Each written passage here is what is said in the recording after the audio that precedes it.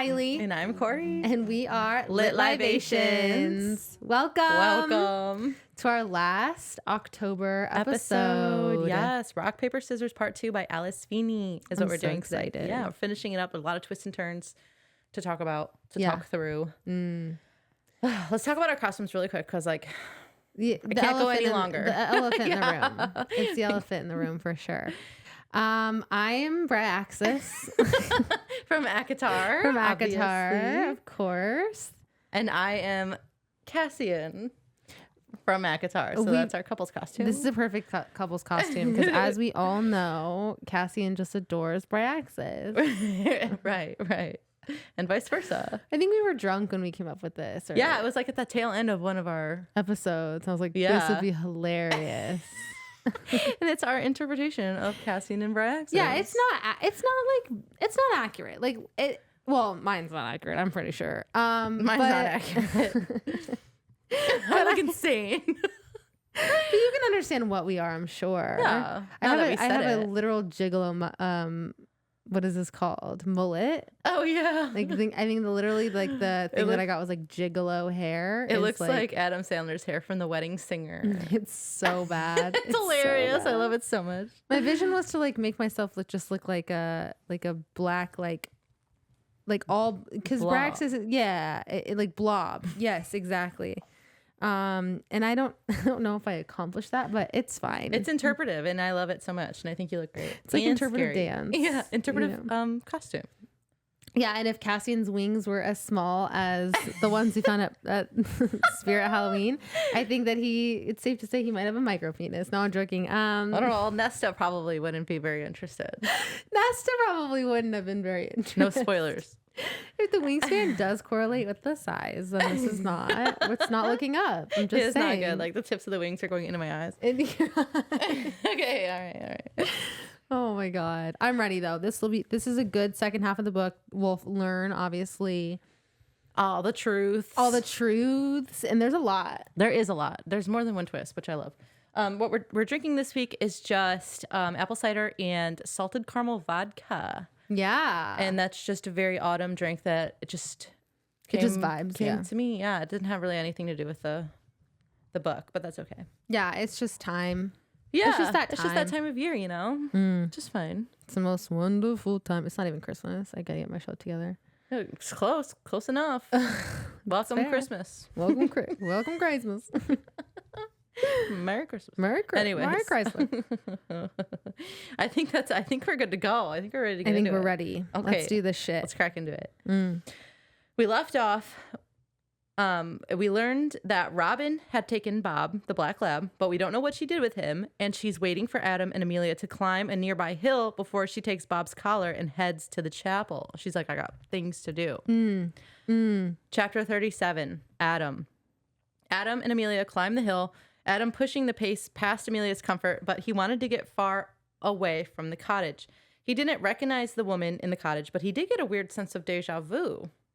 Which is hilarious. I can't with him. I honestly cannot with this man. He thinks about his face blindness and how he recognizes his wife's hair, clothes, the smell of her shampoo, and perfumes, but her face could be anyone's. Quote, imagine not being able to recognize your wife or your best friend or the person responsible for killing your mother right in front of you. Imagine that, Adam. That's crazy. That is crazy. That's a crazy quote. Yeah. I might have to take these wings off. It's like, it's really annoying. You don't like being poked in the eye every 5 seconds? They're not sitting right. That's uncanny. Uncanny. I don't know if that's the right term for that. I don't know. Amelia asks what they should do next. Neither of them have signals on their phones, and there's no sign of Bob. They're becoming increasingly cold standing still, and Adam says, okay, let's go back. We'll light a fire, get warm, and come up with plan B. It ended up being slower on the way down because it was getting icier, which makes sense. Yeah. It couldn't just run down. And then it starts sleeting on them, and then they are soaked in minutes because they don't have winter gear. And then the sleet turns to hail, and then the hail turns to snow. That is so crazy. In like 25 minutes. Yeah. Then Amelia says she can see someone going into the chapel, and when Adam looks, he can see it too. Adam feels for the giant key he locked the doors with and is briefly relieved when he finds it. But the person who has no trouble getting into the chapel, and it looks like they may have been wearing a red kimono. That's insane. Even If they rushed, they're at least 20 minutes from reaching the cottage. Then Adam asks again how they ended up staying here. And Amelia says she won the trip in a staff Christmas raffle, and she found out when she got an email from quote, the housekeeper. And I was like, what was the email? house.keeper@blackwaterchapel.com. Like, like, how do you know? Did it say, like, hi, I'm the housekeeper. You won. Yeah, like, Why are they just assuming that it's the housekeeper? They always do that. Yeah. So strange. I don't know if that's answered.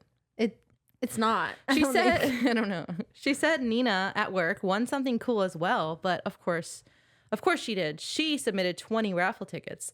And then Adam's like, and how many did you submit? And she only submitted 1. But the thing that was like cool that Nina got was like still significantly less than like a night in like a Scottish Highland, like Airbnb. the equivalent of like costs would have been like way less. I can't remember exactly what Nina got. Me either. Nina, have you ever seen that? No.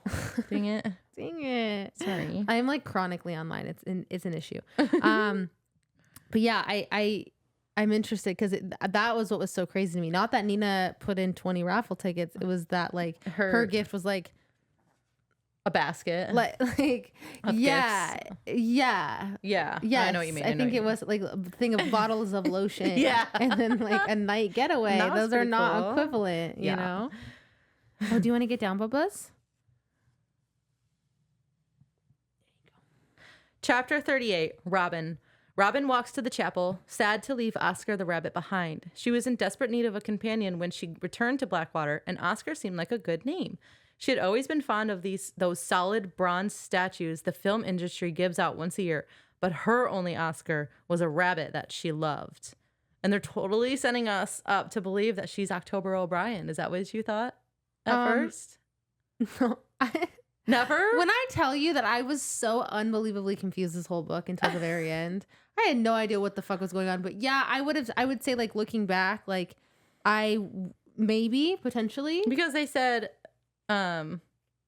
October's real name was like R. O'Brien, and October was a thing. I was like, oh, that's Robin. That's it. No, but and that would have obvious. been crazy. Yeah, but I still like, what's the connection? Where's the connect? And I couldn't figure it out. I agree though. She guesses she has at least 30 minutes to do what she needs to do before they make it back down the hill. It amuses her that they think she's the housekeeper, but that's not why she has a key. She takes her boots off before going in. No need to make the place dirtier. She heads up the staircase, ignores the missing pictures, and makes the bed for Adam and Amelia, then goes through their things because why not? Yeah. She pours all of Amelia's shampoo in the sink. She rage scrubs the toilet with her toothbrushes, flattening the bristles. And she is baffled at how trusting they were to come out here from a fake email. She finds the paper crane in Adam's wallet and hates him a little less for it. She empties the contents of Amelia's inhaler, then takes it and the sleeping pills, rings the bell tower, and comes back inside to, quote, finish what they started. Chapter 39, Amelia. Adam starts to run down the hill, but Amelia can't keep up. She has to stop frequently to catch her breath, and she left her inhaler by the bed in her panic about Bob. She finally reaches the road, and Adam isn't far from the chapel when the bell tower rings. She didn't see Adam go inside, but she's sure whoever they saw go in is still in there. She reaches the chapel. The doors are wide open. There's snow in the boot room, and there's a pair of unfamiliar Wellington boots next to the bench covered in smiley faces traced in the dust. Oh my God. It's getting worse. It is. She calls out for Adam, but there's no answer. She checks the kitchen, the bedroom, and the bell tower, all empty. She can't find her inhaler, and panic is gripping her. She yells for Adam again, runs downstairs to check the crypt, and he calls out from the secret room behind the bookcase, which he had just found because the door was open. And he tells her that whoever was here is definitely gone now. The boots are like nothing. Don't worry about this. Where would that person be? Don't worry about those boots. That's crazy. It's not like there's 2 locked doors upstairs. Right. Like they're stupid. What are we doing here? Then he says that he recognizes this room. Actually, he recognizes the desk from an article he'd read a few years ago. This whole trip can't be a coincidence because he knows who this property belongs to. Dun, dun, dun. Dun, dun, dun. Chapter 40, Copper. Word of the year, discombobulated. Adjective, feeling confused and disconcerted. It's 2015, their 7th wedding anniversary. It's been a difficult year. October O'Brien was found dead in a hotel room a few months ago. It's been an interesting year. Color me shocked when I read that, because I thought for sure that it was Robin, and I was like, well, that's the first twist, I guess. No, because she was so important, and then like literally she's just right. dead. She was a red herring. That's insane. Yeah. Poor October, though. I know, R.I.P. Yeah. And Adam was one of the last people to see her alive. It was a suspected suicide. There was no note, but there were empty bottles of alcohol and pills found nearby. She was so young and so happy, at least on the outside, barely 30, and so much to live for. Devastating in and of itself. But now the filming of Rock, Paper, Scissors has been canceled, which is just like the cherry on top. Yeah. Amelia was surprised to learn that October O'Brien, her real name was Rainbow. And I guess her parents were hippies, and it's the worst it was fucking explained. name. It's the worst fucking name. It's not Robin. It feels like something, not just someone, is missing from their lives since losing October. They both seem to be friends with her and are feeling her loss. They go to New York to celebrate their anniversary. Henry Winter's agent said that Henry would only go to his new premiere if Adam also went. Okay. Amelia writes that Adam thought that Henry was pleased with the adaptation and wanted him to get credit he deserved for writing the screenplay, but that wasn't why he invited him there or why he suggested he invite her. She herself wasn't interested in going to the premiere, but they agreed to spend more time together. But then Henry invited Adam to other events afterwards, so Amelia wandered the city alone, much to her annoyance. That is fucking annoying. Right. Oh my God, I can't even imagine. So she's out there by herself while Adam follows around Henry Winter. She writes that the real Henry Winter is a hermit, drinks like a fish, and is impossible to please, but she can't tell him that because she shouldn't know. And she's read all of his books as well, just like Adam has. She writes that during her visit to the Statue of Liberty, an acquaintance from work asked how the trip is going, and she wasn't comfortable replying because they hadn't known each other that long. Yeah, trust your gut, girly. Yeah, that's so interesting. She thinks about all the reasons for her and Adam to stay together as she climbs the steps to the Statue of Liberty, but feels like their marriage is starting to unravel. They only have themselves to keep them together while their friends and acquaintances have children and stuff. Yeah. At the top, she took a selfie. She found a copper-themed gift while at Coney Island and headed back to the hotel.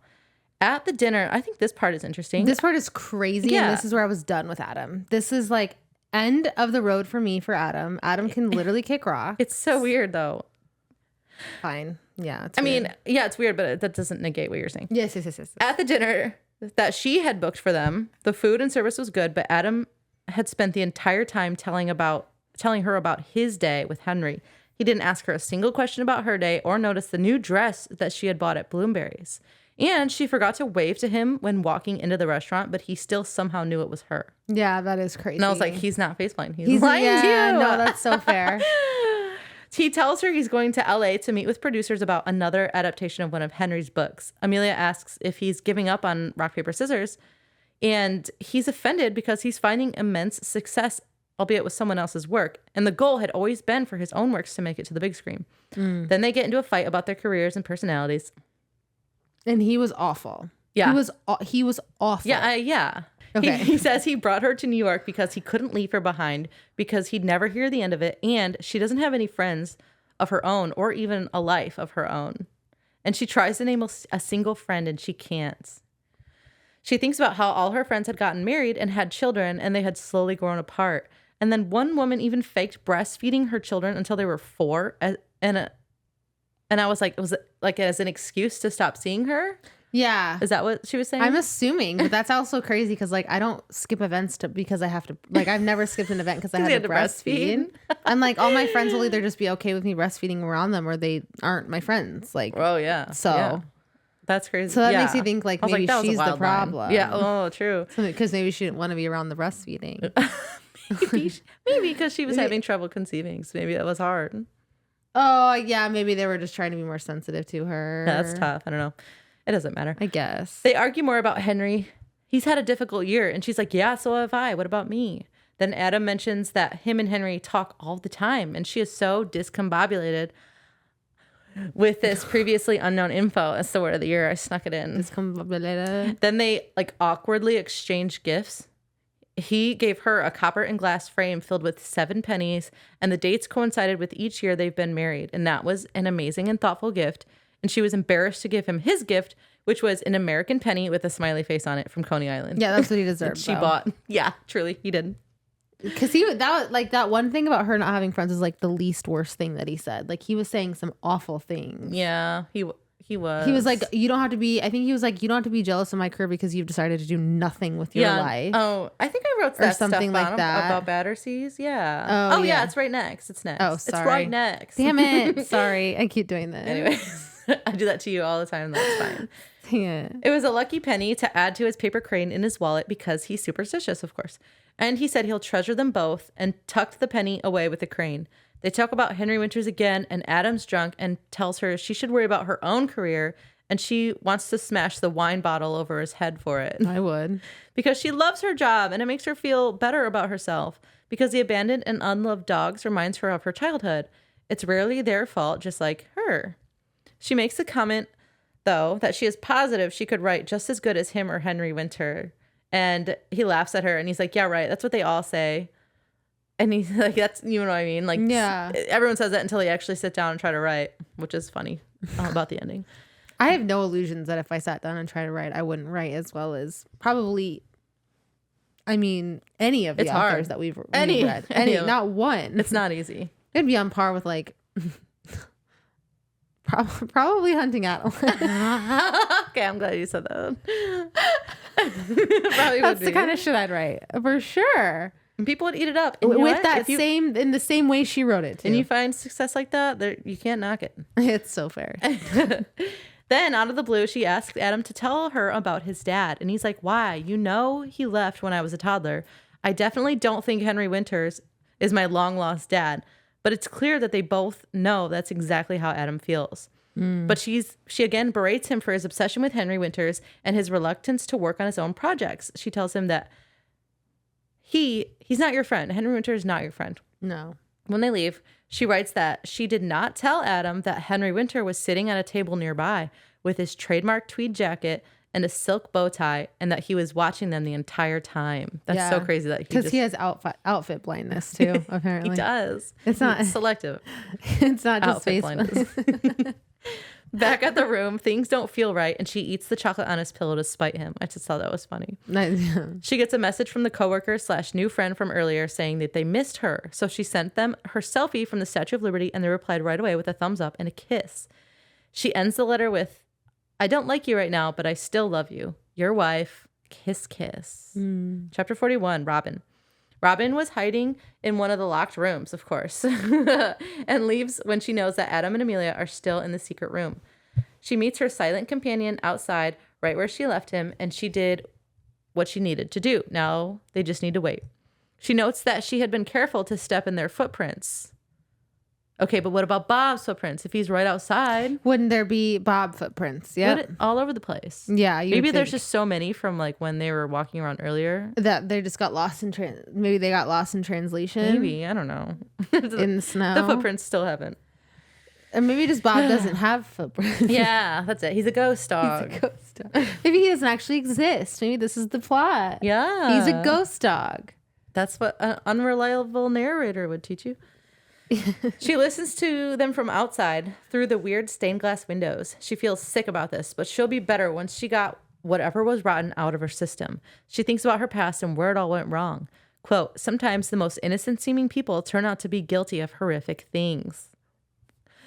She thinks about how she tried to move on and not be consumed by regrets, but secrets and everything she tried to run away from had a way of catching up with her.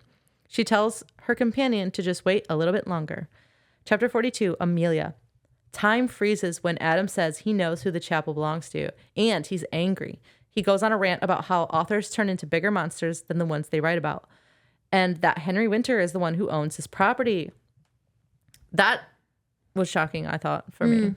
That scares Amelia, and she apparently has always been afraid of Henry, and her breathing starts to get a little out of control, but she says she's fine. He tells her, like frail old man in a tweed jacket. She's like terrified of. That is so weird to me. Yeah. He tells her Henry was obsessed with privacy and no one knew where he lived, but there was a photo of him at this desk in a magazine article or something, and he recognized the desk because it once belonged to Agatha Christie. And all the books in the room are Henry Winter's. So that's like just another clue. Yeah. Amelia is like, okay, so why would he invite us here? Why is it dusty as fuck? Where is he? And where's Bob? Why is it dusty as fuck? Why does he give a shit about our dog? What is going on? What is going on? It still doesn't make sense. Another comment about her breathing. She says she's still fine. Adam says Henry might be upset with him after quitting and focusing on his own work, which he had not told Amelia about. Amelia. He admits here that he'd held Henry on a pedestal for far too long. And he started to see who he truly was, a selfish, spiteful, and lonely old man. Adam is glaring at Amelia for some reason. I really don't know. And she's about to ask why when she spots her inhaler on the desk behind him. But she believes him when he says he doesn't know anything about it. Amelia says, we're both exhausted. I just want to find Bob and get out of here. And as soon as she says Bob's name, a dog starts barking outside. Dun, dun, dun. That's it. Thank God. It was tough. Chapter 43, Adam. Adam and Amelia run out of the chapel into the snow to try and find Bob. They call out to him, but poor old Bob is practically deaf, so it was useless. They say that. They say he's practically deaf. Yeah, but he can bark at the sheep through the door the first night, remember? Yeah. What did he hear? He had to have heard him, couldn't have saw him. He barks at strangers at home. And, well, he's a ghost dog. He doesn't even have footprints. That's crazy. So we don't know what's going on with Bob, but it's not what we think. While searching for him, they see a tweed jacket and trousers in the distance. Upon further investigation, they find it's a snowman dressed like Henry Winters. That's with crazy. the same like tweed jacket and Henry's walking stick. Oh my gosh. That absolutely, they are absolutely baffled. Yeah, like what is actually going on here? At this point, yeah, they have just like no fucking idea what's going on. Like at one point, like, Adam looks at Amelia and she's like, "I have no fucking clue, dude. I'm so confused. I'm racking my brain. I like got they're nothing. not even scared. They're just that confused." Yeah. They decide to keep looking for Bob, and as they search, Adam spots one of the headstones in the cemetery that has been swept clean of snow. On the headstone, they find Bob's red collar, just like sitting on top of it. Mm-hmm. And as they approach, they read the words, "Henry Winter, father of one, author of many. 1937 to 2018. And right now it's 2020. We know it's 2020. It's 2020, bitches. I forgot. God. I was like, that's he's supposed to die. They had to explain it to me for me to understand where we were at this point. Fair. Chapter 44, Amelia. Unable to fathom what the fuck is happening, Amelia does her best to make sense of it all. No matter how many no matter how many times I rearrange the pieces of this puzzle inside my head, they just don't fit. She's so dumb. I mean, it wouldn't fit for me. No, either. it wouldn't either, but I don't know. No, that is no. It's I'm thinking and speaking in hindsight. Yeah. If I was them, this should have been far easier to figure out. I agree. Yeah. I agree. Adam suggests that they go back into the chapel. Amelia is understandably worried about Bob, but Adam insists that whoever's behind this, they aren't safe. They're going to die probably. Yeah. Be worried. Yeah. They stand outside debating about what's happening and who could be behind it. If Henry is truly dead, they acknowledge he can't be the culprit because he's dead. Yeah. We have to get that out in the open. Okay? We got to just like talk about the fact that if he is dead, it's not him. Right. But it was confusing to Amelia because Henry submitted a copy of his new book just after the date on the headstone. And, quote, dead people can't write novels or send them to their agents. I've heard that. That's a quote I've heard many times. Amelia asks if he has any family or any children that could be doing this to them, which, you know. Yeah. But Adam denies this and insists if Henry had a child, Adam would know. The only thing he cared about was his books. But Amelia is just not convinced because the headstone said father of one. Yeah. So what does that mean? Let's go read the headstone again. Yeah. They stop bickering long enough to agree to leave while it's daylight, and they would go find a police station or something and then come back for Bob. However, when they reach their car, they discover that all 4 of their tires have been slashed. Oh, no. Well, I mean, Adam doesn't understand that they're slashed because apparently he knows so little about cars that he doesn't understand that they were slashed. And he's like, is it possible that we ran over like 4 knives? Did he? He's just trying to think his way out of it. I'm just a huge fan of Adam and his just naivete. He really is nice. He's so fucking funny. He's like, is it possible that maybe we just like had a lot of sharp objects on the way here and just like never noticed? Amelia's like, you're so fucking dumb. Oh my God. Chapter 45, Robin. Robin returns to her cottage with Bob. She reflects on Henry, her father. Sorry. I forgot that there were commas. She reflects on Henry, her father, calling her from the hospital to tell her that he was dying and asking her to come.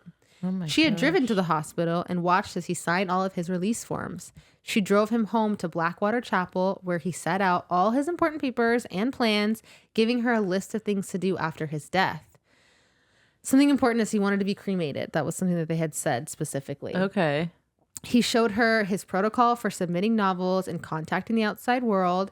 He had gotten a laptop, which shocked Robin. He told her he writes his novels on the laptop and types it out on the typewriter when like all of the drafts are finished. To make it look like he's not as technologically advanced as everyone thinks. Yeah, because he likes to be like old fashioned. In like just not on the radar. Yeah, off the grid. He likes to be off the grid. Yeah. He had begun writing a novel and was about halfway through, but wouldn't be able to finish it because like he's definitely dying, and Oh, yeah. So he had also gotten a rabbit, whom he named Robin. Dude, he's obsessed because he said that the rabbit reminded him of her. Wow, which would be kind of insulting. If yeah. said that to me. What do you mean? In what ways? Can you explain that further? I would appreciate some more clarification. His final novel had made the New York Times bestseller list, the one that he had released previous to the one he's halfway through, obviously. And after like he said this, she had made a comment about him only caring about his readers' opinions of like him and his books. Okay. And then she kind of felt bad. So then she's like, okay, yeah, actually, congratulations or whatever. This made Henry want to celebrate. And he said, there is some champagne in the crypt, not in the chapel. There's some champagne in the crypt. Go and get us a bottle, will you? Have one drink with me to celebrate my bestseller. Then I promise you I'll tell you everything you need to know. Okay. What else does she need to know? I don't know. Like how to... He already told her a bunch. There's more? That's what I'd say. Oh, There's more? Yeah.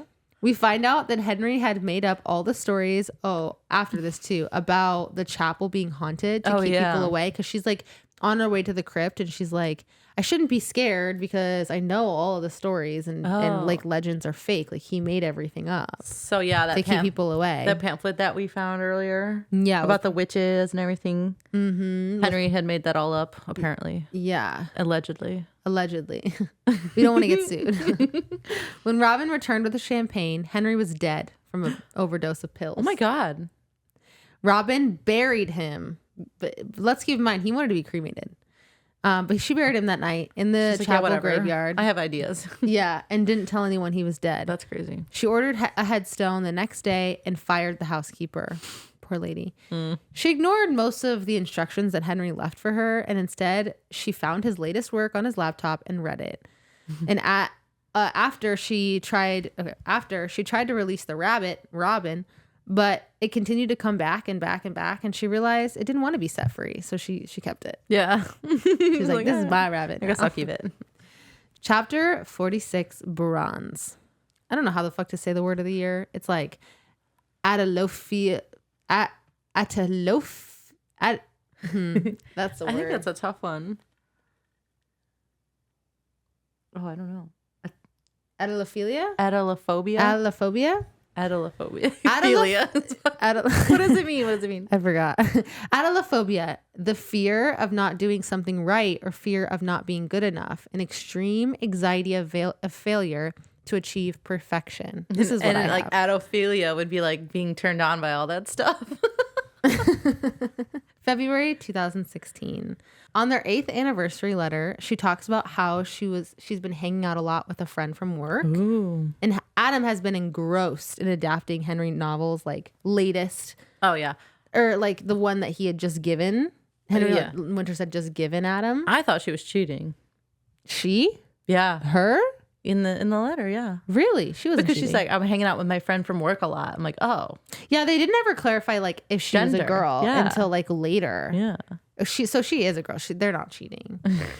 It's been causing Adam adapting Henry Winter's novels has been causing a rift in their marriage. She says, I do know that the lies we tell ourselves are always the most dangerous. And I know that sometimes the thoughts we hide in the margins of our mind are the most honest because they are ours alone and we think no one else will see them.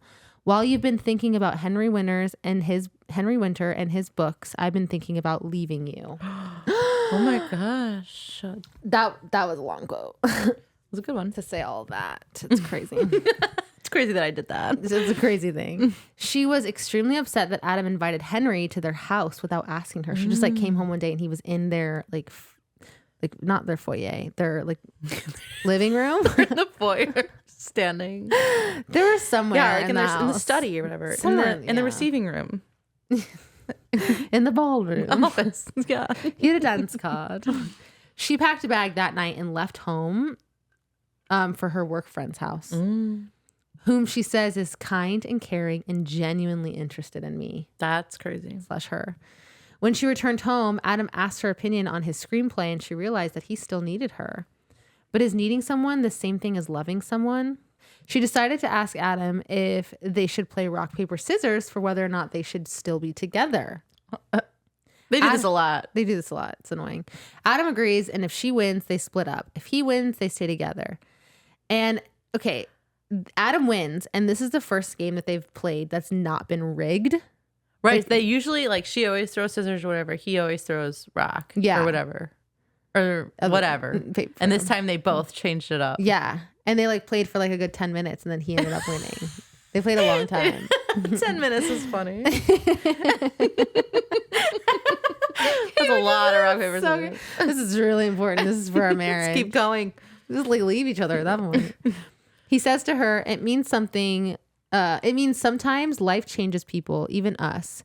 We are both different versions of ourselves compared with who we were when we first met. Almost unrecognizable in some ways. But I love all the versions of you. And no matter how much we change, how I feel about you never will. That was like the first nice thing he said all day. Yeah. All book. Oh. She ends up reviewing the manuscript for him. And for their anniversary, he got her a bronze compass that says, so you can always find your way back to me. Damn. And she's like, I didn't realize I was lost. It's like, yeah, girl, you did. Of course you did. You've literally played rock, paper, scissors to stay together. Yeah. What are we doing? About it for years, actually. What are we doing here?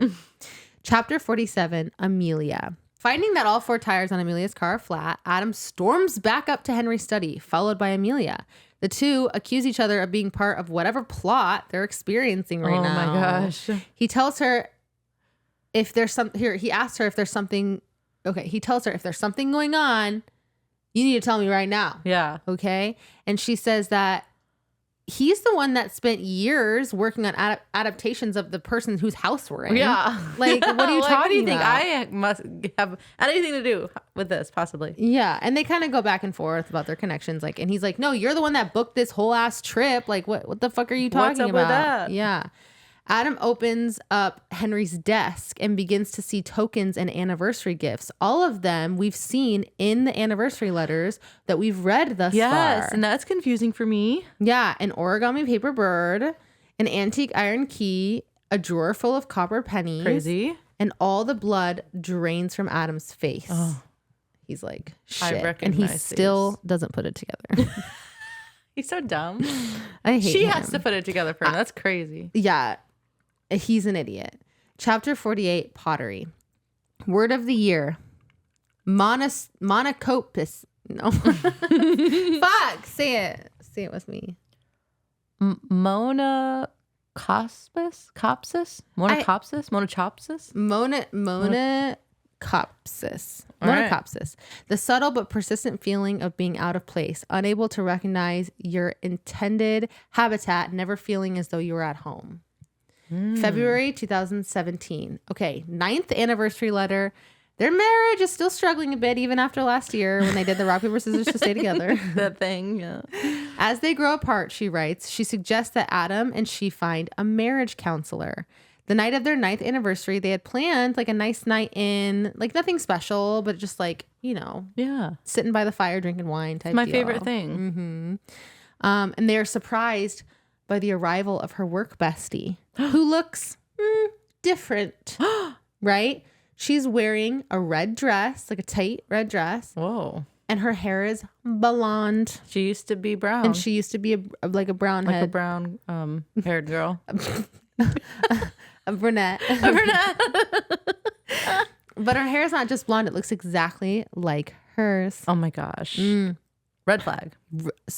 This is when I would be like, you never come back. Like this would have been it for me. Yeah, for sure. I'm far too suspicious. This would have been it for me. Can you imagine? Yeah, no, I can't. This would have been it for me. That's insane. Her friend explains that she had a very bad night with a crazy guy who she tried to go out on a date with, who like tried to pick her up at her house, and then he insisted on like staying at her house, and she's like, I need a place to stay. Like, I need to go to a different house. yeah, like right now.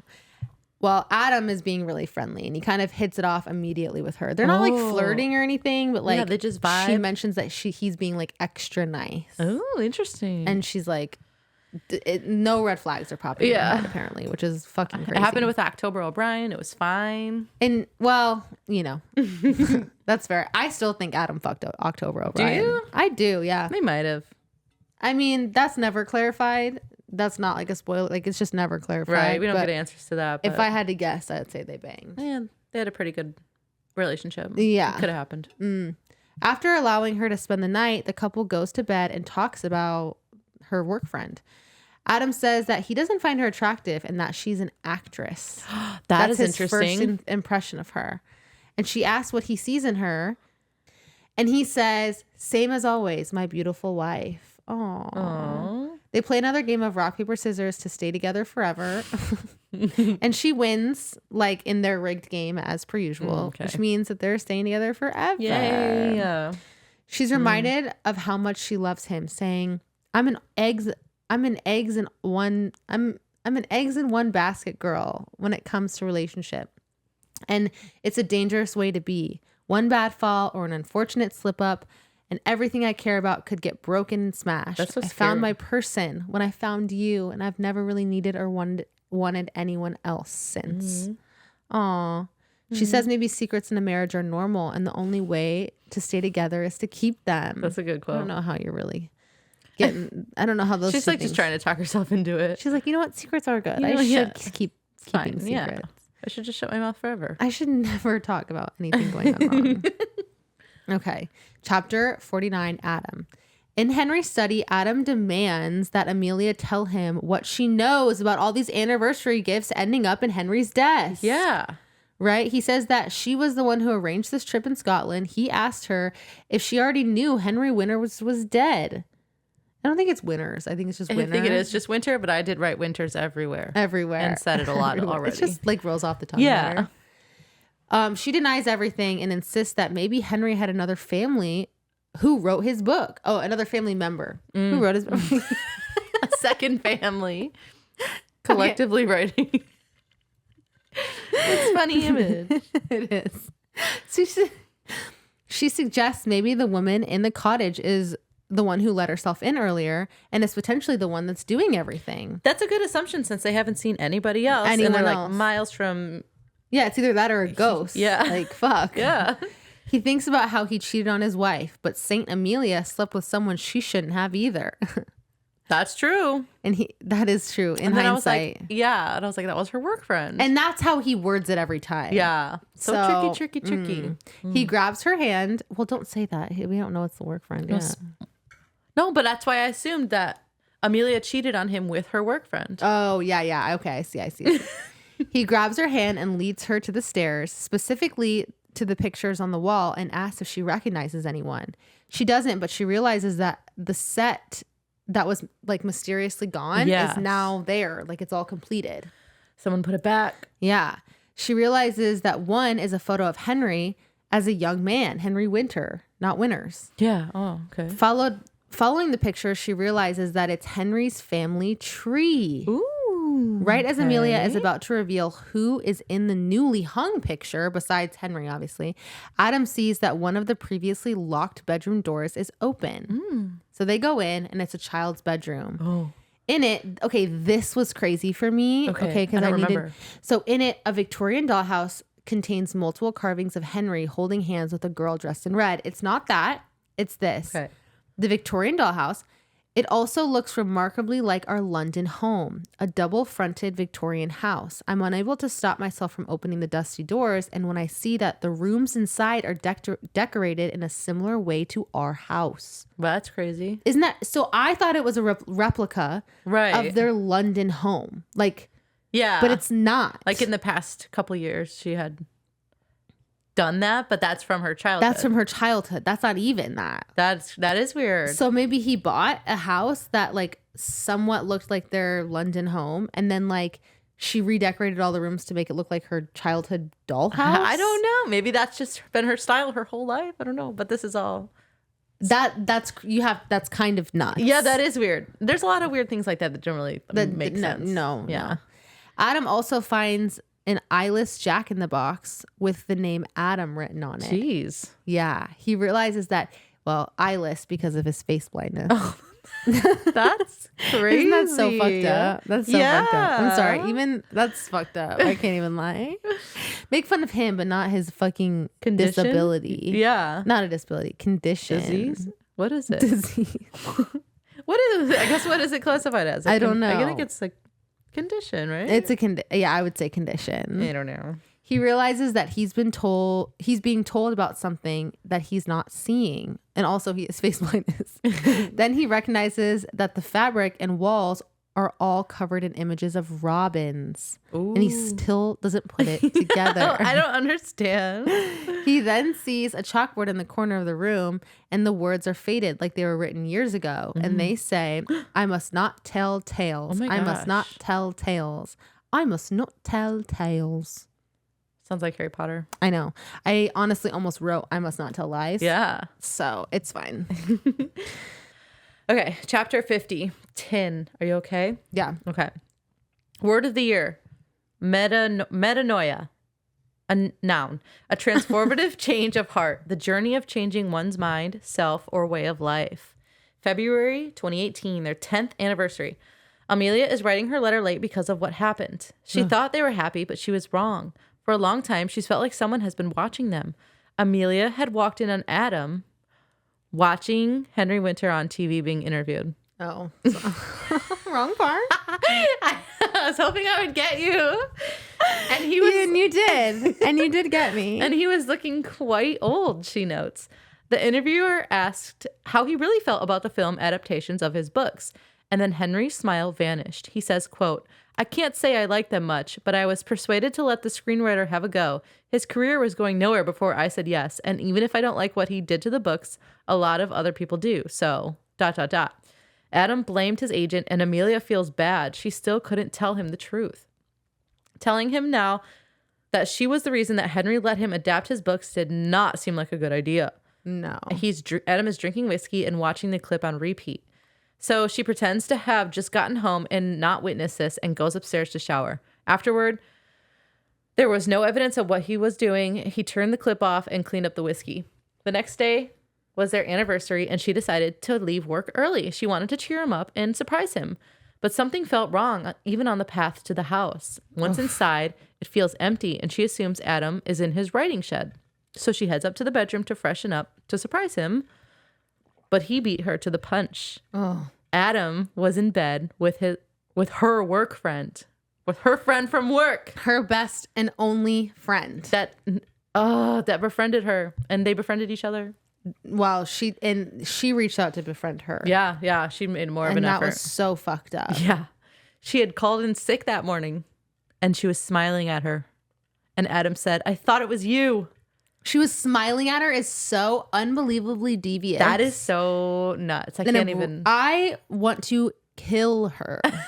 Through the page. Oh my God. I'm so upset. No, that's like a really, really, really terrible person. That's a bad person. That's a bad person. Like, cheating is one thing, but like throwing it in someone's face. This is like another. This is horrific. Yeah. Cheating is one thing. Cheating with your best friend's man that you befriended is another thing. Yeah. Cheating with your best friend's man and smiling at your best friend when she walks in is just diabolical. It's on another level. It is crazy. She belongs in the deepest forms of hell. I can't say that after we read Haunting Adeline, but there are different vibes and different. She's not a good person. I'll say that. That's so funny. We can't compare anything to Haunting Adeline. It is in its own realm. Okay, it's in its own realm. I can stand by you with that. Yeah. And Adam said, "I thought it was you." Okay, this man is sick. Okay, what? Because she changes her hair and her clothes, and he even uses the same shampoo. I bet. So smells like her, looks like her. But okay, you're telling me that they fuck the same? Because no way. Right. No you would way. know as soon as you kissed or something. 100%. Like right away. Like very fast. 100%. 110%. Like, I'm sorry. Every person I've had sex with has been different. And I could close my eyes. I probably couldn't tell you who's who, but I could tell you that they're different. Right. I can tell you that's not the same man as that one. But I kind of actually maybe believe him because he is kind of dumb. I don't believe him. And we also know that is not true. He just said that. Yeah. And she knew that he was lying because he blushed, and he's always embarrassed about lying. The fact that he even, that is crazy. Divorce. She didn't say anything. Instead, she went to the garden shed, grabbed a shovel, dug up the magnolia tree, which had grown to be bigger than her in the 5 years it was in the ground, dragged it through the house, scratching the walls and trailing dirt and broken branches, threw it on the bed, and then tucked it into the sheets like a baby. I love her. Adam pleads he'll do anything to fix this. Counseling, a holiday, go to Scotland like they did for their honeymoon, anything. And she writes, I don't think anything can fix us now. Do you? Ooh, it's so good. In a minute. Chapter 51, Amelia. Back at the chapel, Adam is still clueless. He's staring at the little girl's room covered in robins, looking like a lost child. Amelia leads him to the framed photo on the wall. He asks who it is, although he should know by now, according to Amelia. He should. She says, and that's also true. She says, it's you. It's a picture of Adam and his wife on their wedding day.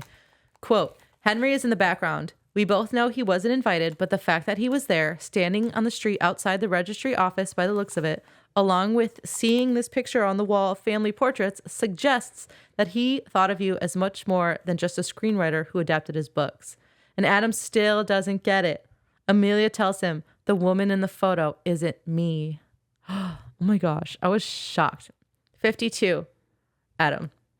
Adam stares at the picture, unable to recognize the faces of the people within. Amelia says, it's a photo of your first wedding when you married Robin. And I was like, that's crazy. You got married twice? Yeah. We didn't know that. No. He claims to not understand. So Amelia says, even though you were married to Robin for 10 years, she never told you she was Henry Winter's daughter. I think she grew up here, and that little girl's bedroom was her bedroom.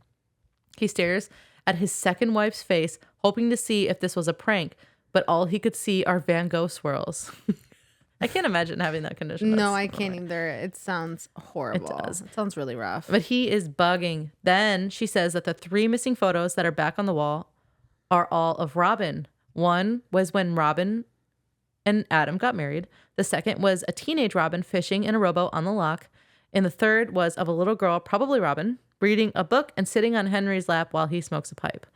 He had always believed Henry didn't have children. He recalls Robin never wanting to talk about her family. That makes sense. Yeah. It's like, what about any of your family? She's like, not now. We don't need to talk about that. For 10 years. 10 years. That's insane.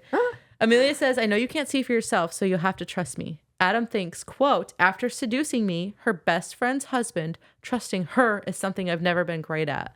And then I'm like, then bitch, why did you marry her? I don't understand his side of the story at all. That side of the story will honestly never, ever make sense to No, me. it doesn't make any sense. He's so dumb.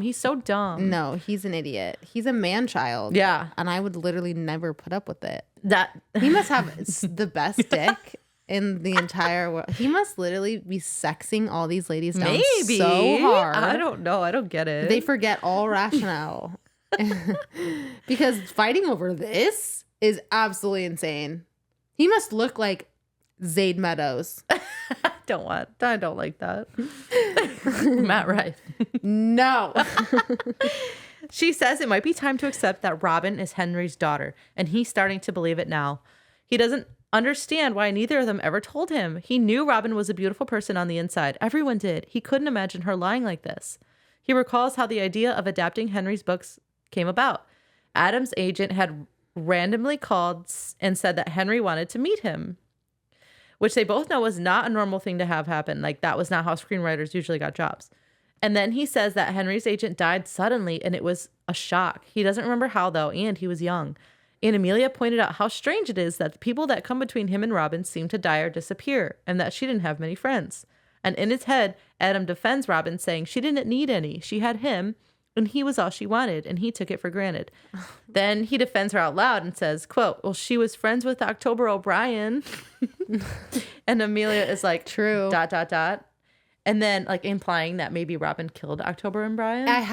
And those are the things that I need more to know. Yeah, we don't get answers to this. No. But Adam is like, no, oh my gosh, it was suicide. Adam tries throwing Amelia under the bus because she was Robin's friend too, but she just says that for 10 years, Adam was Henry Winter's son-in-law and he never knew it. Adam says, Bob, he knew he was Robin's dog. She loved him like a child, and if she had him, then he's safe. That's one thing we can be sure about. Yeah. I would have been so worried about Bob the whole time if I didn't look up his fate in the beginning. Yeah. So true. So unbelievably true. Yeah. They discuss if Robin could really be behind all this, and if so, why here and why now?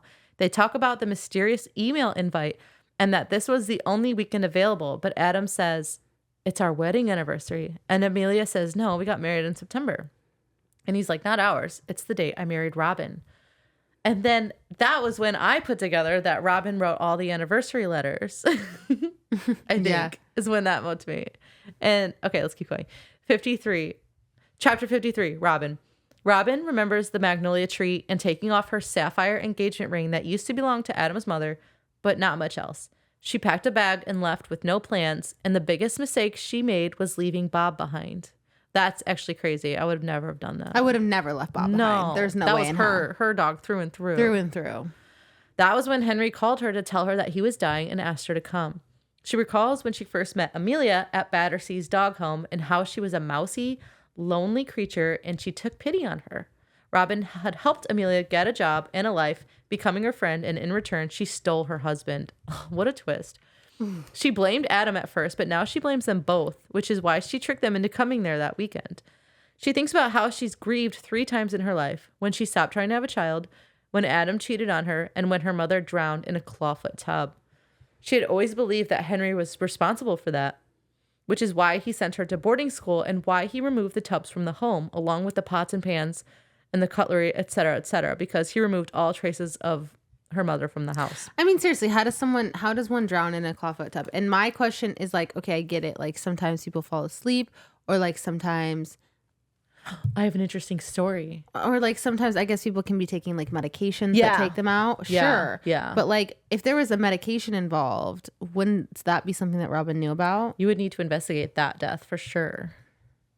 Not you, but like yeah, there had to have been some sort of medication involved, because I just can't imagine like no authorities getting involved, because people don't just drown in clawfoot tubs. One of my jobs that I worked at, a client, someone told me that she was obsessed with her sister had died in a similar fashion, and she was in a clawfoot obsessed with the case files, like talking to the sheriffs all the time, convinced that she was murdered. But she could have just, I don't know. I was like, maybe she's onto something. I don't know. I mean, like, that's crazy. For real. Like, because seriously. I'm sure it happens. Sure. Sure. But Henry could I guess I would need to look more into this. I really would. Because other than medication, I just don't see how someone would just like fall. Like, yeah. Just like drown. You're right. You would have to be unconscious. You would. And I think even if you were like, our bodies have like mechanisms to where if we don't we have like a stutter response to like save itself, like if we are unconscious and we can't breathe? I don't know. I'd If have we to just research. fall asleep in the tub, we don't just fall asleep. Like, Right, you would wake up. But if drugs were keeping you asleep, then that's what I'm saying. Yeah. Drugs would have to be involved. it's a tricky one, and it'd be easy to get away with. And that I kind of murder. could, and if she doesn't know if there were drugs involved, then I could see how she would think my mom was murdered. I bet she did have drugs in her system, and she was murdered. I want to know more about this death. Well, I don't need even another care about the rest of the story at this point. I was so stuck on this Like, one wait, death. let's not move I could on. not. And October O'Brien and the first publicist, I was so like I couldn't stop thinking about anything else. Yeah, I was that's like, true. Like, are what all these happened to people them? secret? Is it all coincidence? Are all of them like secret like serial killers? Like I need to know. I don't know. It might be. That'd be cool. Son of a bitch. But even the smell of cooking reminded Henry of Robin's mother. So the housekeeper would make big meals at home, box them up, and bring them over to keep in the freezer, which is crazy, but that explains the individual meals that they found. Robin's world became very lonely very fast after her mother died, and Henry's solution was to just throw money at her. But for Robin, his money is blood money in more ways than one, and that's why she never wanted a penny from him as an adult, and why she was living the way she was living now, like in the cottage. Yeah. No one knew or ever suspected what actually happened to her mother, and Henry even wrote a similar story for a book, and Robin wondered whether or not all his books had real-life inspirations. That is nuts. And see, that's not, is he a secret serial killer? He might be. I have to know. This is so intoxicating. I have to know. That's so interesting. I need because more books. I don't know. It inspired Robin to write a story for class about a novelist who committed real life crimes, then wrote about them in his books, also and always getting away with murder. I didn't mean to say also. Always getting away with murder. Her teacher loved it so much, she sent it to Henry, and when she came home for Christmas, he isolated himself from her. And on Christmas morning, there were no presents or anything, but her hair had been cut. Her braids were in her bed, and a pair of scissors were nearby. Quote, Henry Winter didn't just write about monsters, he was one. He made her write lines as punishment. I must not tell lies. I must not tell tales. I must not tell tales. I must not tell tales. I must not tell tales. So she never wrote fiction again until he died. After she buried him, she sat down at his desk, pulled up his latest story, reworked it because she was like, it's not very good. Yeah, it wasn't that good anyway. So she pretty much rewrote the entire thing. And she finished it. It took 3 months to complete a finished draft. Then she typed it all out again on the typewriter, just like Henry did, wrapped it exactly like he did, then drove the package to the post office. This was the first time in 20 years she'd been to this town, but she was still scared someone would recognize her, but no one did. Thank God. But Patty, the shopkeeper, remember Patty? Have we ever talked about her? Yeah, Patty, the psychopath. Yeah, she is a psychopath. She asked if that was Henry Winter's new novel, and Robin said, she was like, oh, yeah. And that was when she took her title as Henry's new housekeeper. Then she just had to wait to hear back from Henry's agent. A couple nerve-wracking days later, she got a letter from Henry's agent saying he finished the novel in the wee hours of the night, and it was his best yet, and he'll send it to the publishers today. Henry's best book yet was really hers, but it would still have his name on it. In a drawer in the desk, she finds what looks to be a copy of Rock, Paper, Scissors sent by her ex-husband with a letter from Adam dated several years ago.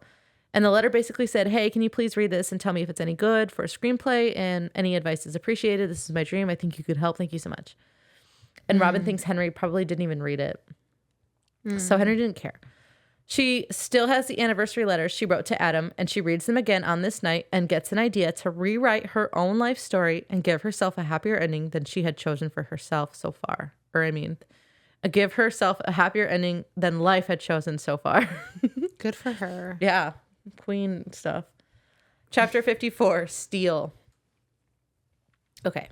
Word of the year. Oh my God. Insouciant. Dude, these words of the year Some of them are fucking tough. killing me. Adjective, free from worry, concern, or anxiety, carefree. February 2019, what would have been their 11th anniversary. Robin apologizes for all the lies about her parentage and everything else. She admits she called Henry and asked him to let Adam adapt one of his novels. She wanted Adam's dreams to come true ASAP so they could focus on their combined future. It was only supposed to be one. She thought it would help with his own screenplays, but Henry used Adam as a way to get close to Robin. She thinks that Henry contemplating his own mortality made him realize that Robin could be useful after he died to take care of his precious books at the very least. She writes about how she realized what she had once it was gone. She missed their home and Bob, but at the same time, the Scottish Highlands suit her. She explains how Henry wanted solitude so bad that he bought the entire valley, including the little pub nearby, so he could shut it down. He was a man that always did what he wanted and got his own way. The town pushed back on him owning the entire valley and converting the chapel, and that's why he made up ghost stories about the chapel so people would stay away. His desire for solitude used to baffle her. There are no shops or libraries or theaters or people for miles. There is nothing except the mountains in the sky and a loch full of salmon. But she thinks she understands it now. She has almost nothing, but almost everything she needs. A ton of wine, a ton of food, a library filled with all her favorite books, and the ever-changing views. But what's all that with no one to share it with? She writes that she misses their words of the day and words of the year, and about her preference for tinned foods these days, which is funny. Yeah. She doesn't like to sleep in the chapel, but she's fallen in love with Blackwater Loch and dreams about sharing it with him. She wonders if Adam still thinks about her or misses her. She still can't believe that she lost Adam the way she did and how shallow Amelia is. And that's how she knew she could easily get them there this weekend. She tells him she wrote a novel and is currently writing a second. She thinks her new book is a good one and Adam is in it. Rock, paper, scissors is all about choices. I've made mine. The time will come when you'll need to make yours. The only good thing about losing everything is the freedom that comes from having nothing left to lose. Your ex-wife. So Robin wrote a book called Rock, Paper, Scissors. I love that for her. Yeah. She's honestly incredible. She is. But this is also where I realized that I do think that Henry Winter is like not the best. Because what kind of man, like for a whole society of people that have always had the same type of routine and tradition and all of those things. And a lot of these things are like important for them. Like, like closes down a restaurant where there are like people that had jobs. Like those people like were now out of jobs. Unless he paid them off, you know, gave them a... Sure, which but he probably forever? Didn't. Like, no way he paid them off forever. You know? Yeah, that's like, true. But like just the entire... just the entire like city or area around, like everything closed down because he bought everything. That's just crazy to me to think about that. Like that's kind of villainous behavior just because he wanted solitude and serenity. Like you couldn't have bought just like 100 acres anywhere else. Right. You had to like basically shut down an entire town for no, you he to didn't do that. He just shut down the pub and the town was 20 miles away. Oh, well, I'm sure there were other shops nearby. I'm sure there wasn't just a pub. I don't know. Yeah, I don't know anything about because then he like started spreading rumors to keep people even like away. There had to have been other shops. Yeah, that also had to shut down because of all the rumors and because really people wouldn't come around anymore. That's true. They're like, don't do this, Henry, and he's like, get out of here. There's witches. Yeah, that's crazy. Yeah, that is weird. That's insanity. I'm sorry. Anyway, I'm like, that's villainous behavior. It is, right? It is. Chapter 55. Amelia. Amelia tries to convince us that Adam and Robin's marriage had run its course and Robin was just too nice. She practically invited people to walk all over her. She had never met a lonelier woman. She was grateful for Robin's help getting a job and a little guilty sleeping with her husband, but not really. Oh my God. She's insane. Amelia is fucking awful. She's insane. At least this way, most of them would be happy because Robin was not. She complained about Adam all the time. She says Adam was like an itch she couldn't resist scratching. She tried. Well, I mean, points for trying. She tried. Points for trying. But she did change her clothes and hair and even the way she spoke for Adam, which is crazy. But she did change her clothes and hair and even the way she spoke for him, which is crazy. And it was easy after that. Robin didn't put up a fight and they got divorced and she moved in. And they were happy and still are. Well, kind of. Well, she can fix it. And then I have a long quote about what happened after Robin caught Amelia and Adam in bed together. Okay. Quote. It didn't seem to matter that Adam and I had very little in common when I first moved into the house they used to share. He didn't seem to mind that I didn't love books and films as much as he did, and the sex was great for the first few months. I took better care of myself and my body than Robin ever did. I went to the gym and I made more of an effort with my appearance once I had someone to look pretty for.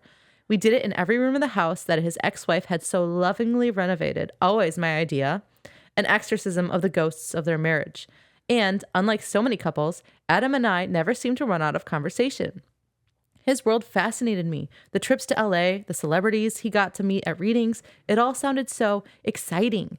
Adam liked talking about himself and his work just as much as I liked to listen, so it was a good match. That's insane. We got married as soon as the divorce was finalized. It was a small affair and very private. I didn't mind that it was just the two of us at the registry office that day. I didn't think we would need anyone else. I still don't. So she's fucking psychotic. So they got caught in bed together. Robin throws his magnolia tree in the bed. She leaves. And then he's just like, okay, I guess I'll marry her now. I guess I'll just go in this direction. Yeah, let me just fuck her in every room of the house. Yeah. That is so fucking dumb. Then she thinks if Robin is the one that's behind all this, then that's fine. She's not scared anymore because she's smarter and stronger than Robin. She suggests that they walk to the next town since Robin slashed their tires. And he's like, okay, yeah, let's walk. She's like, okay, great, let's pack. She opens the wrong door to their room because they're all unlocked now and walks into Henry's master bedroom, which had glass display cases all over the walls filled with wood carvings of robins. In the room they slept in last night, they were like, oh, well, that's weird. They went back into their room. They just didn't really think twice of it. No, they're like, okay, that's crazy. Strange. Yeah. Back to what we were doing before. So back in the room that they slept in last night, Robin had left a red silk kimono on the pillows, and Amelia asks, what is this supposed to mean? And then she says, we both know that it's because of the recurring nightmare he has about the night his mother was killed, and that's what his mother was wearing. But why would Robin do this? Asks Adam. Amelia says she doesn't know and she doesn't care. She just wants to leave. How? I already told you we'll walk if we have to. And then they both notice the words rock, paper, scissors written in lipstick on the mirror above the vanity. And Robin just like went up for it. You know what? I'm obsessed. Yeah, I love it. She's a revenge queen. And she could have just like maybe just gotten back in touch with him and been like, no. No, why would she do that? At any point? No. Yeah, no. This is much more fun. Are you kidding me? Word of the year. Redundancy. I don't fucking know. I hate these words. Redundancy. Redundancy sounds good. Yeah. Word of the year. Redundancy. It's a noun. The act of loving the one who loves you. A love returned in full. February 29th, 2020.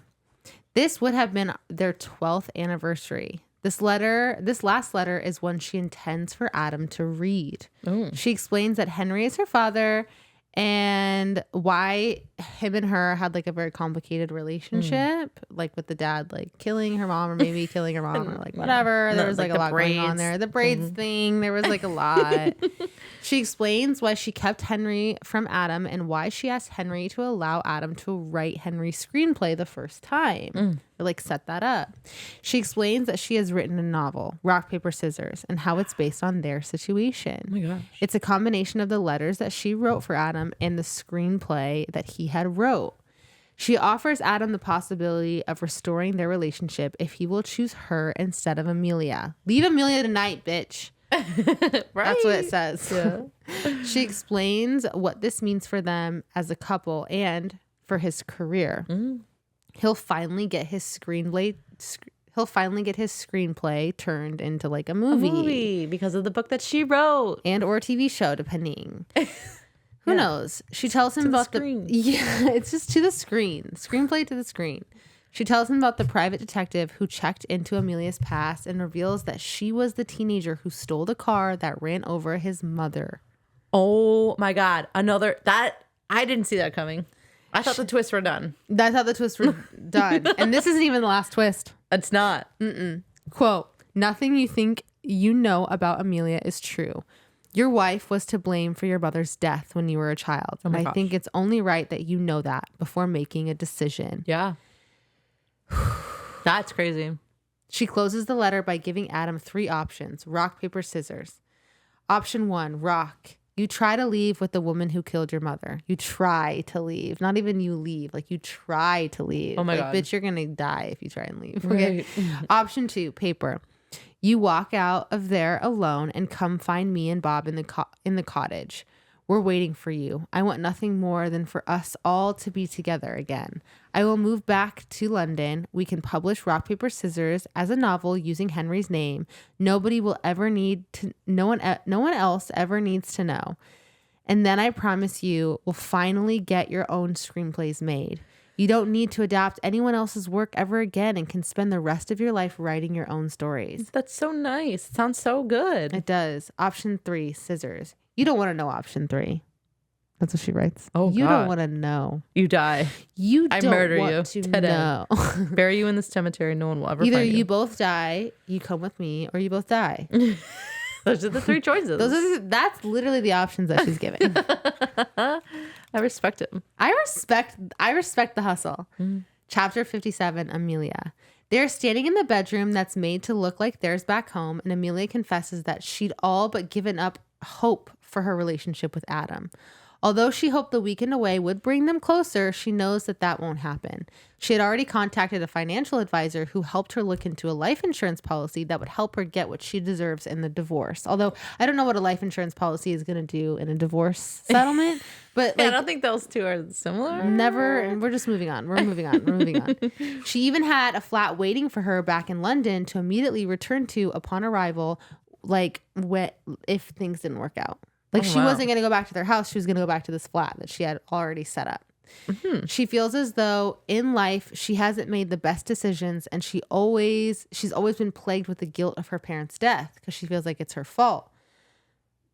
She was literally in her mom's belly, but it's fine. She had no control. Come on. Well, yeah. What are you going to do? What are you going to do? Victim blame yourself for? It's seriously. Feel responsible for your parents' death when you were literally in the womb. Yeah, you're guilt tripping yourself for. There's there's no other place where you could have, that's crazy. That's funny. She tries to wrap her head around Robin doing all of these things and speaks to Adam her thoughts, but Adam only defends Robin.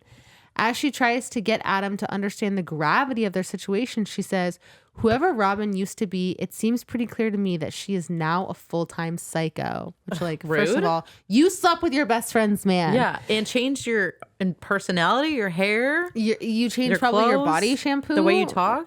Yeah. Your hair shampoo. Shampoo, for sure.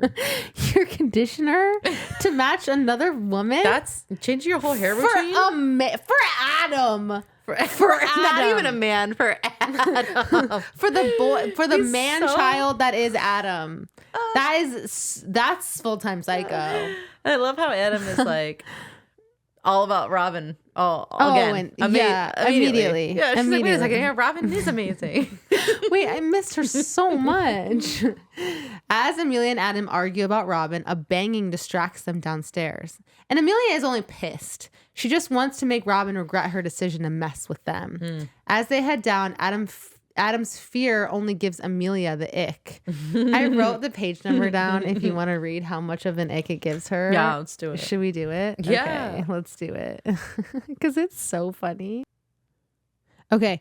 As we lift the heavy furniture out of the way, I remember how childlike my husband can be. The way he reverts to the boyhood version of himself whenever life gets too loud used to be endearing. Oh, did it? It made me want to protect him. My fingerprints are all over his heartbreak, and I wanted to wipe it clean and start again. Now I just wish he'd man up. She's like, I hurt you a bunch, and that was fine because I was able to help you through that. But now I'm just annoyed by it. I think at one point she's like, dude, all I want to do is leave this man. She's so annoyed. She's so fucking annoyed. Dude, she's insane. And I relate to her at this point, but no other point. But that point is so funny. That is funny. So funny. As they reach the front door of the chapel, they discovered that they're locked in. And at one point he looks up. This is so weird, and I feel like I need to say this, but I don't know why. He looks up and into the little mirrors, the 500 mirrors that are on the wall, and she looks up and sees his reflection and he's smiling in the reflection of the mirrors, and then she goes to look at him and he's not smiling anymore. She's seeing things? I think the chapel's haunted for real. Or that's my theory. Adam was smiling and then Amelia's stopped. Robin's coming back. And then lost. Robin's coming back. Oh, my wife's looking. Oh, this is scary. Maybe this whole scary thing is an act. Maybe. Oh, my wife's going back. Maybe he was in on it. No, I don't think he was in on it. But he's just so all weird. for it. He's like, I'm picking option 2. He doesn't even know that there are options, and he's like, I'm picking whatever Robin's going. I'm going. He's like, yeah, I'm done with this bitch. I can't stand her. I take the path of least resistance. At every step. God, I take the path of Robin, is what he's like. An envelope slides under the door with Adam's name on it. And that was the end of that chapter. Chapter 58, Adam. Adam grabs the letter and even stops Amelia from trying to snatch it from his hands. They walk into the kitchen and Adam opens and reads the letter. He reads and Amelia continues to ask what Robin has written. What is it? What does it say? Yeah, she's like, what is it? And it's not difficult for Adam to make this decision. He loved Robin and saw her as the love of his life. So why the fuck did you do all the things that you did? Quote. Robin wasn't just my wife. She was the love of my life and my best friend. I didn't just break her heart when I cheated on her. I broke my own. The errors of my judgment lined up like dominoes after that, each knocking the other down. So, okay. He like says something about like how like he didn't like he just was like I didn't want to like make any resistance for her in the divorce, so I just signed it. And then like Amelia just like moved in, and I was like, okay. And then like she was talking about marriage, and she just like kept referring to my mom's ring, and I was just like, okay. And then the next thing I know, we're at the chapel and we're getting married, and I was like, okay. And then she was like renovating her house, and I'm like, okay. Like he like makes it sound like he just like didn't have any autonomy in like this entire thing. Right? It's so confusing. It was so crazy. I was like, you are a coward. You are a boy. He thinks about why he married Amelia and how cheating on Robin ever even happened to begin with.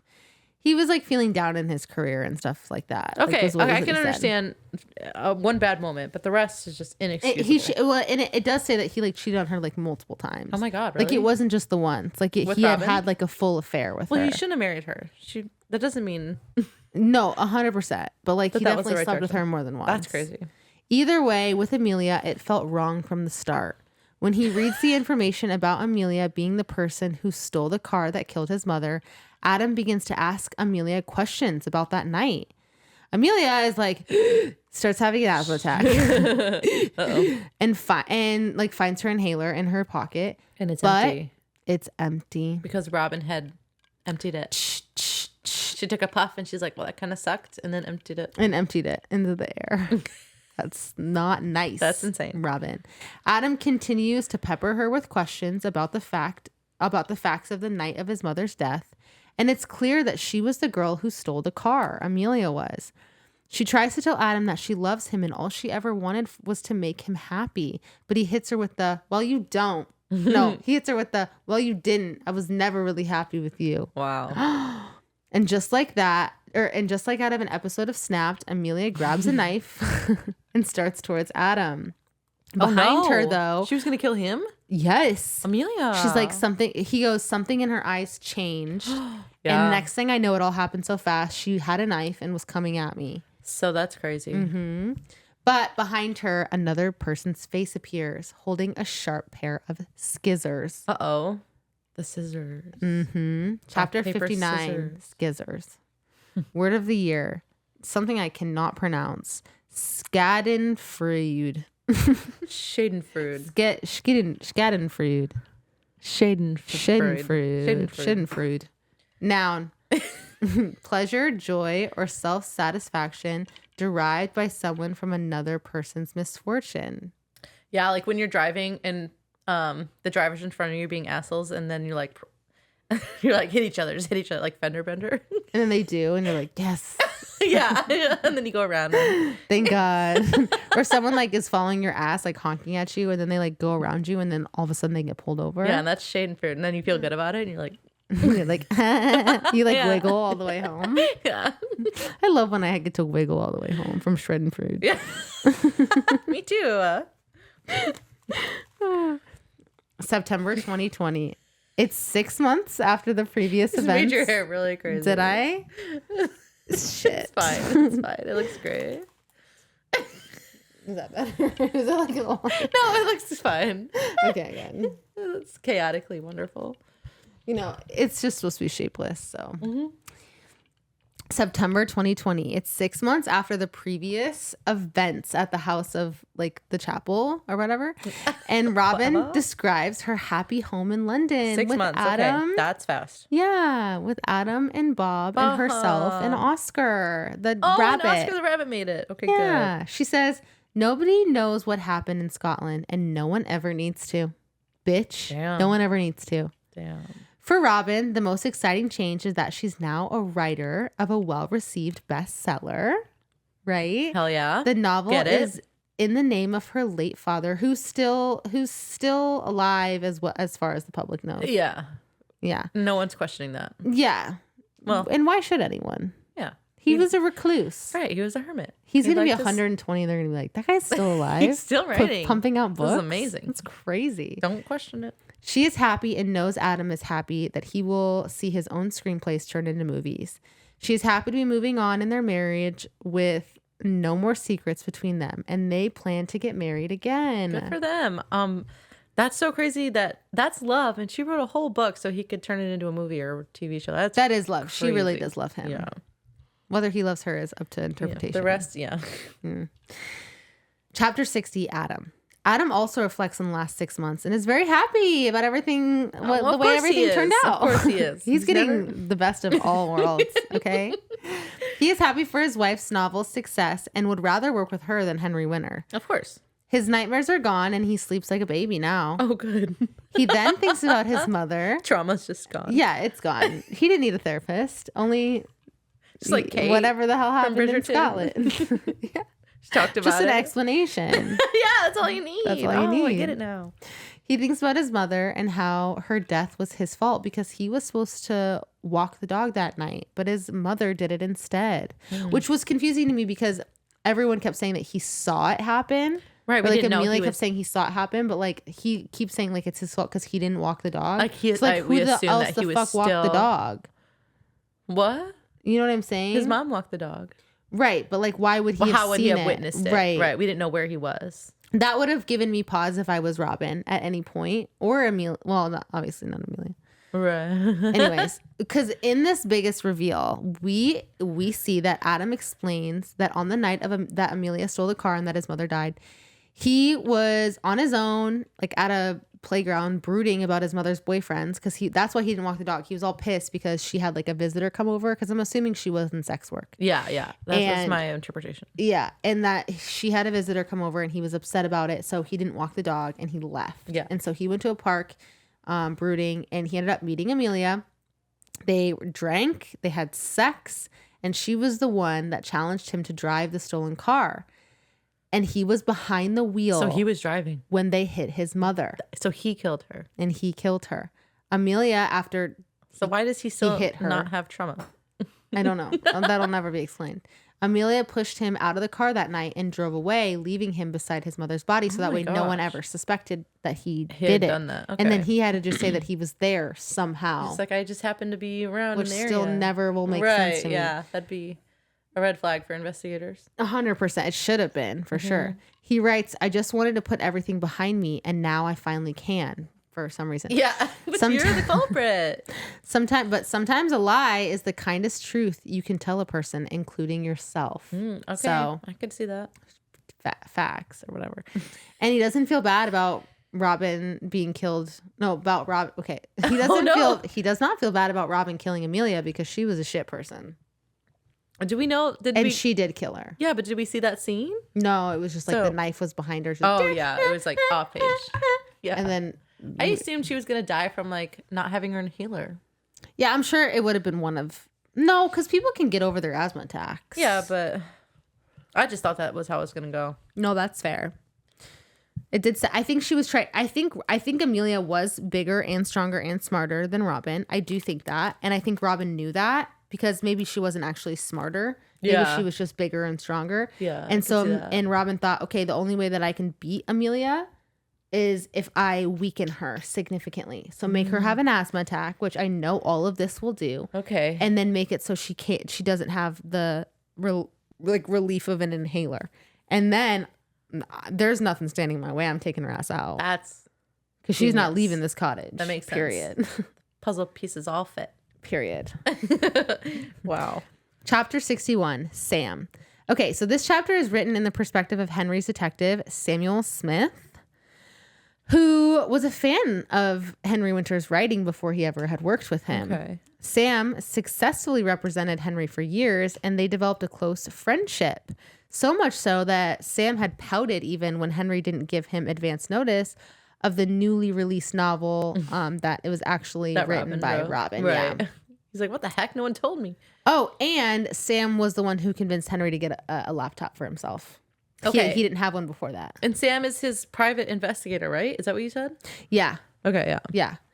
He was the one that found out all the stuff about Amelia? About Amelia. Okay. Henry also told Sam about how Robin was... Oh, Henry had also told Sam about how Robin was a difficult child. And she had made stories up in her head about how Henry had killed Robin's mother. Even went so far as to write a story at school about it and then come home and cut her own hair. That is so crazy because then we're like, who do we believe? Who do we believe? Whose story is true? Whose story is true? Is Henry the monster or is Robin? I don't know. I still don't know. I don't know either. I still just really, truly don't know. Okay, imagine Robin's mom did actually drown on accident. Would Henry still empty the entire chapel of her presence? Yeah. Okay. I do think that. I can see that. I do think that. I just don't know. I just don't know. I just don't know. There's clues for both. There's far too much. Yeah. Clues. What the fuck? You just switched up the middle letters. I don't know what. Dyslexia and it's farm. And it's farm. Anyways. Okay. She would even tell ghost stories in school and scare all the rest of the girls in her dorm. Oh my god. Like shit. Yeah. Henry's lack of phone calls to Sam does get Sam's attention, though they still correspond via email, and he still provides data, especially about what's going on at Robin's old house. This is between the time that 2018 and 2020. So after Henry had died and Robin was still getting tabs on Amelia and Adam. Okay. Does that make sense? Yep. I'm there. However, when Henry breaks all contact completely in 2020, after everything happened, Sam eventually uses his skill to track down Henry's house. Because he's a PI. Yeah. Sam arrives late in the evening and he finds that the cottage is abandoned. The chapel is locked and the chains are shut and locked. Yeah, the doors are chained shut. Okay. Whatever. It doesn't matter. Walking through the graveyard behind the chapel, he finds Henry's headstone, which has been made different, amended. It's been amended. Oh. Mm-hmm. And it says Henry Winter, father, and then father scratched out, and it says killer of one, author of many. And then 1937 to because 2018. Robin was convinced that he killed her mom. Yes. Ooh. But also walking through the darkened cemetery, he stumbles over a recently dug grave with no headstone. On it, he finds several large items, including a sapphire ring on a human finger. Oh my God. And a bunch of other stuff. Frightened by whispered voices calling his name 3 times. They're like, Samuel, Samuel, Samuel. Ooh. He, quote, ran to his car as fast as he could and didn't look back. Okay, that is an interesting last chapter for this book. Yeah, I don't know how I feel. Yeah, we're like, what is the point of it? That the chapel was actually haunted. What does that mean for the story? I don't know. Nothing. Not a one thing, I don't think. That Henry, maybe it means that Henry was telling the truth and that Robin's the crazy one. I don't know. There's too much. Yeah. Well, but Henry also admitted, though, that he did make up some of the stuff, because in the crypt, he said that when in that little pamphlet says when they dug out the crypt that they found a bunch of old bodies and stuff like that. But even Henry said himself when Robin was I guess Robin was the narrator when she was thinking back. She said Henry admitted that the people that renovated the crypt never found any bodies. There was nothing found in there. So maybe the witches' stories were true. Maybe some of them were true. Some of the hauntings. But maybe he added a little spice. Yeah. I don't know. That part was interesting. We couldn't figure that out. I don't know who was more. I don't know if Robin was crazy. I don't know if Henry was crazy. Maybe they both were crazy. It could be. They could be. It would make sense. I don't know. Henry, he was a recluse. He was a hermit. He did shut down an entire community, basically. He shut down an entire community. That is very telling. That's very telling. That's very telling. Yeah. Let's get to the quote of the week.. Okay. Mine is, as follows. But if there's one thing I have learned from life as well as fiction, it's that nobody is ever just a hero or just a villain. We all have it in us to be both. I love that. Mine was the only good thing about losing everything is the freedom that comes from having nothing left to lose. I liked that one too. That was a good one because it's so true. It is true. When you have nothing left to lose, you just fight. You just throw your all into. You just throw your body at the wall and hope it sticks. Yeah. And it's it will. You have nothing to lose. No. You don't have one thing to lose. Who would you be? Bob. No, Oscar. Dog. Oscar. Oh, Oscar the White Rabbit. I picked Patty. Patty's horrible. I know. I wouldn't want to Didn't be they say her. that she had like history of like being really horrible? Yeah. But I can't remember exactly what, but it was like not good. I remember being like, ooh, Patty. So I would be Patty because I would spin a wheel of all the characters and it would land on her. Anyways, who would you want to be? I would want to be Robin? No, I didn't say Robin. I know, but Robin? I don't know. You know what? I appreciate the gumption, but I don't know if I could handle walking in with the person that I love sleeping with my best friend. Like, I just don't know if I could handle that. Oh, but what about the rest? I would where have she killed gets to them. write books for the rest of her life. I don't even like writing books. That sounds horrible. Yeah. Because I wouldn't be very good at it. I want to be Robin. I think I would want to be like the local sheep guy. The shepherd. Yeah. Because why not? Yeah, the he lock lives sounds in beautiful. Yeah. He lives in the Highlands. He kind of gets like free reign of the lock situation at Blackwater Chapel. That does sound fun. Yeah, maybe that guy. The rest of the characters, maybe not. Maybe not. No. Who's your favorite character in the whole book? Robin. Yeah, I agree. Robin. Yeah. She was interesting. Wait, who did you want to be? Robin. Oh, you did want to be Robin. Yeah. I love that. I wouldn't want to. I don't think I would have murdered Amelia. Oh, I think I would have. I would have killed them both when I saw them both. I think I would have just like made her divorce Adam, just like go live in squalor. I tell you what I wouldn't do. I definitely wouldn't take him back. Yeah. I wouldn't take that man child back for nothing. Okay, yeah. Who's your least favorite character? It's a tie. It's probably got to be a tie between Adam and Amelia. Yeah. I just picked Adam because of how stupid he is. Like, he has all these choices that he can make, and he just makes the wrong one like all the time. I don't know. His character was just like fucking weird for me.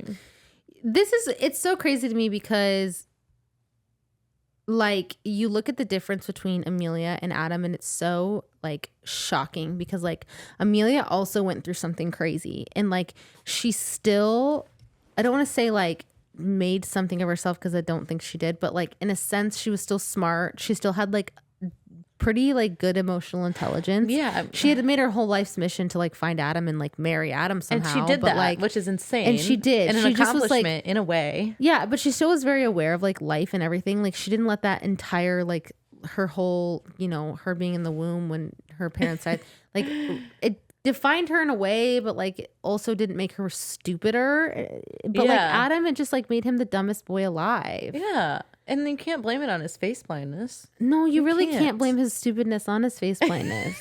No, that doesn't make you stupid. He's just not very thoughtful or, you know, thinking things through. No, he's so that stupid. That annoyed me. Amelia was like a villain through and through. Adam was just like, what are you doing? Amelia was a good villain. Yeah. Like she was one I'd characterize as a good villain. Yeah. Like enjoyable. I understand the backstory. Like Adam, I just don't understand. I also enjoyed Robin as a villain. I think she's also kind of a villain, but also kind of a hero. Yeah, that's very complicated. Yeah, it's very nuanced. Yes, it's fun. But Adam was just the dumbest boy alive. Yeah, he's just the character. He was my Shay in this, where I just was like, I can't stand this motherfucker. I love that. Would you rate this book 1 to 5 stars? Like a 3. Okay. I gave it a solid 4 stars because, like, as far as these types of psychological thrillers go, this is a good one. I've read a couple. It's short and sweet. We get important info in every single chapter, and the twists just kept coming. Yeah. So I was not expecting that because usually there's like one big twist, but there was like peppered 5. A couple peppered in.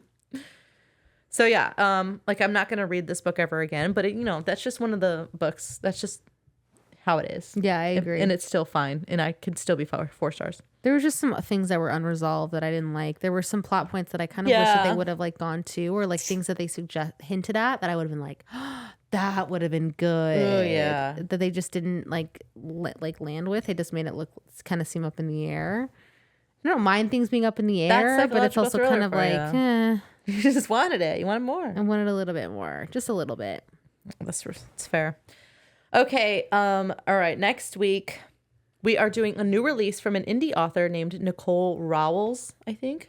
Mm-hmm. Her TikTok, if interested, is Nicole Rowles _writing. It's NicoleRowles_writing. So go give her support and follow her. It's called Anarchist Underground. We are reading through chapter 24 for the first half. It is on Kindle Unlimited, and the hard copy is coming out sometime in November. Yeah. But you super excited. Yeah, but you can get it on Kindle Unlimited if you're interested. Mm-hmm. She reached out to us to ask if we would read it for the podcast, and the time just happened to be right, so we said yes. Yeah. And here's the hook. Okay, get ready. King Saban, is that how you pronounce it? I kept saying Saban. I even called him at one point Nick Saban. Is that somebody? Yeah, he's like a football, or he was a football. I think he retired. Oh, okay, so it's like an old. Is it Saban or is it Saban? I don't know. She has a guide in her thing, but I don't know if she had King. If she had the king's name. I don't know. All the ones that she gave us, I didn't really have trouble with. Oh, okay. So it definitely was. So King Saban wasn't in that. I called him Saban. All right, let's. Or Saban, whatever. King Saban of Dunwyn is dead. They say his son Bryn is the one who killed him. They say Prince Bryn is an anarchist. Commander Ayla Bryn is the hero of a war she wishes had never ended. She no longer recognizes the country she gave up everything for. Driven into exile, she discovers a man with blood on his hands. Across Dunwyn's border, Niall is stirring, on the cusp of reigniting 2 centuries of hostility between enemy nations. But the rules of the games are changing. If Ayla wants to bring Dunwyn back from the brink of destruction, she will have to overcome the impossible, trusting a person whose treachery has destroyed everything she loves. With Ayla's life unraveling and the fate of a nation at stake, all roads seem to lead to the same place, the insidious criminal underbelly of Dunwyn. So yeah, it's a fantasy political intrigue following a strong and tortured heroine drawn into a sinister world of criminal gangs, warring kingdoms, betrayal, and revenge. I think I just read chapter 24. Have you gotten through it yet? No, not yet. Oh yeah, you were very early. Yeah. I like it a lot so far. I thought it was kind of slow and maybe a little bit overwhelming with the world building, but I did find myself wanting to go back and see what happens next. Yeah, 100%. Well, like and it is just like a one book thing. Yeah, so it's a I standalone. imagine it would be very hard to like build an entire world In for one like book. literally one book. Yeah. But I am intrigued. Yeah.